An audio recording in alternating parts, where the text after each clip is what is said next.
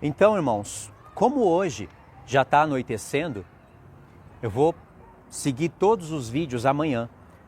Após esse vídeo aqui, vocês vão acompanhar mais um vídeo onde eu gravei os mapinhas aqui para a gente estudar. Quem estiver interessado, vai acompanhar os vídeos, porque eu estou tentando caprichar na explicação, eu estou tentando dar o esclarecimento para as pessoas. Porque esse assunto aqui, que nós estamos falando, ele vai gerar, para muitos, ele vai gerar confusão. Para outros, ele vai gerar estímulo, motivação. E para outros, vai gerar esclarecimento. Então, se você pensar pelo menos em 3 grupos, você vai entender. Esse assunto que eu estou falando é assunto de quem estuda a profecia, de quem quer gastar tempo, meditar, colocar à prova as palavras, aprender, ler. Então, para pessoas desinteressadas, que apenas saem de uma multidão de vídeos, vão parar em outros, estão acostumadas com videozinhos curtos do Instagram, com palavrinhas curtas do Instagram, porque tem um monte de cristão no Instagram com palavrinha de 1 minuto. Pessoas que estão com a mente cheia, contaminadas, não só espiritualmente, mas literalmente mesmo, com o corpo todo contaminado. Pessoas que não sabem mais que hora que dorme, quanto tempo que dorme, se bebe água boa ou não, tanto de água que bebe. Pessoas que perderam a noção da vida. Então elas vão apenas, indo para vídeo e não sabem. Essas pessoas, quando se depararem com vídeos como esse daqui, elas vão ficar confusas. Elas vão falar, isso daí é muito complicado, o Evangelho de Deus é mais simples. E aliás, você está julgando e criticando aí muita gente. Para de fazer isso e vai fazer a obra de Deus, vai pregar nos hospitais, vai fazer isso, vai fazer aquilo. Parece um juiz e ela não está fazendo nada. E nem que se estivesse fazendo, ela não poderia criticar o trabalho do outro. Porque ela tem que ver os frutos do meu trabalho ou os frutos do trabalho de outra pessoa para depois poder analisar. Então, para esse grupo de pessoas, confusão. Mas existe um segundo grupo de pessoas, que são as pessoas que estão quase nesse mesmo estado do primeiro grupo, muita informação, muita confusão, mas elas têm um coração mais ensinável. Elas têm ali um tempo de leitura, um tempo de meditação, mas elas estão confusas ainda. Só que elas estão confusas, desmotivadas, mas quando a luz aparece para elas, elas não vão fechar os olhos. E aí esse assunto aqui gera motivação. Elas vão falar, peraí, realmente está fazendo sentido.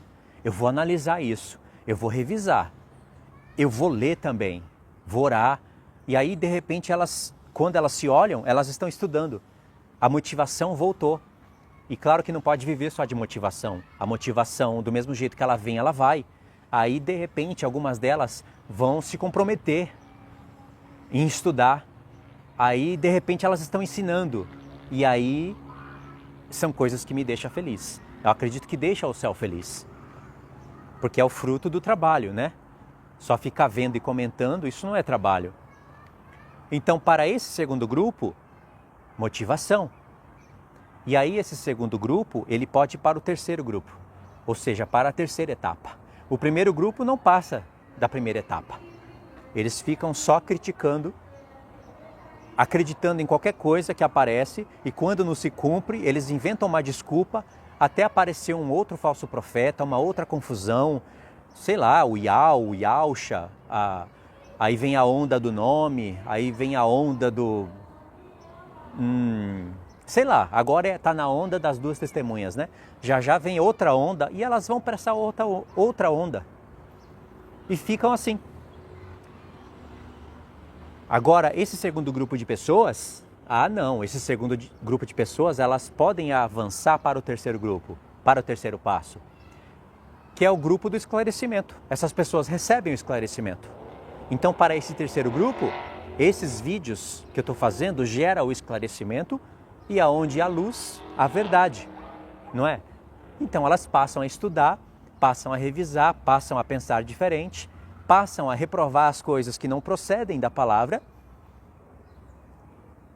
e às vezes passam até a ensinar, seja no lar, seja numa congregação, seja no canal. Já é alguma coisa, não é? Então, esse é o assunto das duas testemunhas. E aí eu vou continuar para vocês amanhã, porque já vai escurecer e não tem como eu começar aqui o segundo papel, porque ele é mais complexo, né? Ele exige mais meditação. Então aqui eu finalizo esse vídeo. Eu não vou gravar mais nenhum vídeo para aquele casal. Eu vou deixar eles mesmo. Vocês vão ver o que vai acontecer. E quando acontecer, tudo vai ficar normal, cada um volta para o seu negócio, cada um volta para a sua casa, vamos profetizar outra coisa agora, porque vai chover em Israel. Tudo vai voltar ao normal, porque se o Senhor cumprir o que eles estão falando, tem algo errado. Sim, tem algo errado. Ninguém chega na minha cidade e começa a chamar ela de grande prostituta e começa a pregar que não vai chover sem a minha ordem. Sem o meu decreto. Eles falaram nos vídeos dele que eles decretaram que não vai chover. Tá, por quanto tempo? Não sei, Deus não falou para mim. Deus não poderia falar esse ano, pelo menos? Deus não poderia falar assim, ó, não vai chover e também as águas vão se converter em sangue? Por quê? Se estão imitando as duas testemunhas, até pano de saco colocaram, sabe, mó jeitão de profetas. Porque se não tiver aqueles aparatos, será que ninguém vai acreditar? Se for com roupa normal, ninguém vai acreditar? Tem que pôr pano de saco? Qual é a desculpa? Não, eu já prego com pano de saco há 20 anos. E aí? Então essas pessoas têm mais valor do que outras que pregam com terno e gravata, com roupa normal? Ou seja, imitaram as duas testemunhas. Decretaram que não vai chover. Por que não decreta que as águas se convertam em sangue? Eu nem estaria fazendo esses vídeos aqui. Entendeu, irmãos? Não é questão de incredulidade. Não é questão de não querer que os judeus se arrependam. Eu tenho mais vídeos no canal falando de arrependimento e levando judeus a pensarem, a repensarem nas coisas, do que eles. Eu nunca fui em Jerusalém e mais judeus entraram em contato comigo do que com eles. Quantos judeus não vieram falar comigo e começaram a repensar nas coisas? Desde o Japão. É claro que tem muitos judeus que reprovam. Mas olha só o tanto de vídeos que eu tenho no canal e que esclareceram a mente de muitos judeus que estavam confusos em relação a Jesus. E eu nunca precisei ir para Jerusalém. Se Deus mandar, eu vou. Se eu perceber que é a vontade do Senhor que eu vá, eu vou. Mas o Senhor está me preparando primeiro, para não ficar dando bola fora, querendo me fazer de profeta. Eu acredito que um dia eu possa ir para Jerusalém, mas agora não é o meu trabalho. Meu trabalho é esse daqui, é fazer esse tipo de esclarecimento. Então, precisa de tudo aquilo ali? Já que tem tudo aquilo ali, que decretou que o céu não vai chover, decreta que as águas se transformem em sangue, porque isso está escrito no Apocalipse 11. Irmãos, a questão, na verdade, é muito clara. Eu não precisaria estar aqui fazendo esse tipo de vídeo. E por que eu estou? Porque Deus é muito sábio.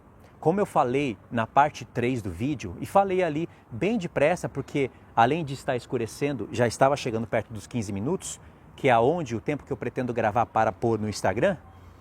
Deus permite essas coisas porque Ele é muito sábio. Por um lado, Ele vai pôr muita gente à prova e vai mostrar para os que estão acordados, tantos quantos estão dormindo. Por outro lado, Ele vai começar a fazer a gente revisar profecias. Porque uma coisa é a gente fazer um estudo do Apocalipse 11, como geralmente a gente está fazendo, vários canais fazem, e fazem bem, falam corretamente. É muita pobreza o assunto das duas testemunhas na boca de pré-tribulacionistas. Mas é muita pobreza, irmãos, é tipo olhar ali para Angola. O assunto das duas testemunhas na boca de pastores pré-tribulacionistas e de membros é como olhar para Angola, é um desprezo muito grande pelas revelações de Deus. Tudo por causa de uma questão, de querer ser arrebatado na frente de todo mundo de querer desfrutar de umas bodas no céu. Olha a vergonha, olha onde eu vou parar com isso. E nenhum pré-tribulacionista pode negar isso. Querem ir na frente, ficar assistindo a grande tribulação de camarote. Aí eles vão falar, não, a gente não fala isso. Tá, vai estar no céu fazendo bodas e não vai saber o que está acontecendo na terra? E quem seria o grande rei que, ao celebrar a festa do seu filho, rei dos reis e senhor dos senhores, não iria fazer com muita alegria e música, louvores? Quem seria esse grande rei que não faria assim? Mas que rei seria esse que faria uma grande bodas dessa, de duração de 7 anos, enquanto uma grande parte do seu povo sofre na terra, sofre a ira de Deus, dão testemunho do Senhor Jesus até o fim, não negando a sua própria vida? Será que hoje muitas pessoas estariam dispostas a confessar o Senhor Jesus até o sangue? Não, não estariam, mas elas querem ser arrebatadas antes. Aí, tudo por causa disso. Eles querem ir para o céu, ficar lá fazendo bodas. Um rei que faz bodas e na mesma semana de bodas, de alegria, de louvores, faz velório, morte na família. Isso não é um Deus justo. Essa doutrina, irmãos, é nojenta. Nojenta. O pré-tribulacionismo é nojento. É tão nojento quanto o calvinismo. Não tem muita diferença. O calvinismo, pelo menos nesse ponto, eles dizem, não, nós somos os eleitos, os amados, ninguém sabe explicar o porquê Deus me amou, amou a minha família, amou meus filhos, mas não amou ali o próximo, ninguém sabe explicar isso. Eu sou eleito, graças a Deus, mas também se tiver que sofrer a grande tribulação, eu sofro. Pelo menos isso. Ponto a favor. Mas o pré-tribulacionista não. Ele critica o calvinismo e olha o lixo que ele faz. Então, o assunto das duas testemunhas na boca desses é vergonhoso. Então, olha só o assunto que eu estava falando. Não está desconexo não. Deus permite isso acontecer para que a gente revise as profecias e as pessoas tenham vontade de olhar. Porque uma coisa é a gente estar falando das duas testemunhas, mas outra coisa é ter um casal lá em Jerusalém se fazendo de profeta, imitando as duas testemunhas, e aí alguém tendo coragem de falar, peraí, tem algo errado. As pessoas vão ficar mais motivadas a revisarem. A mesma coisa aconteceu com aquela estátua que colocaram na ONU, que parece a imagem da besta. Deus conduziu muitas pessoas a revisarem o Apocalipse 13. Eu fui uma delas, entendeu? Então Deus permite isso, Ele é sábio. Isso daí não está acontecendo porque o diabo planejou tudo. Deus planejou. É claro que Deus conta ali com as ações, com os erros. Ele não interfere no poder de escolha de cada um, mas Ele conhece o coração. E Deus tinha propostas para deixar isso acontecer. Você entendeu? As pessoas vão começar agora a revisar o assunto, recapitular. Vamos ver. Vamos ver. É como se Deus estivesse falando, deixa eu mostrar para os meus filhos como é que estão o coração dos meus outros filhos. Como é que as 10 virgens estão? Deixa eu mostrar como é que está o sono do povo. Eles vão ver que as pessoas acreditam em qualquer coisa. E mesmo que dê tudo errado, que não aconteça o que eles falaram, tudo bem. O que importa é o coração. Estão pregando arrependimento. Deus não vê as coisas assim. Tá bom? Então tá, agora eu fecho, não vou falar mais neles, não quero mais saber o que eles estão falando ou fazendo. Daqui 2 meses vocês vão perceber isso daí. Aí sim, depois disso vão ter muitas pessoas falando, mas eu quero ver falar agora. Não pode ter medo. Ou você acredita na profecia e toma coragem e fala, ou você fica tímido e espera acontecer. Eu não sou tímido. E eu sei também que se caso acontecer, que eu estiver errado, eu vou atrás do arrependimento. Não fui eu que profetizei. Eu só estou pondo à prova. Deus está vendo qual é a intenção do meu coração. Assim como o deles. Tá bom, irmãos? Então, Então é isso. Fiquem todos na paz. Deus abençoe.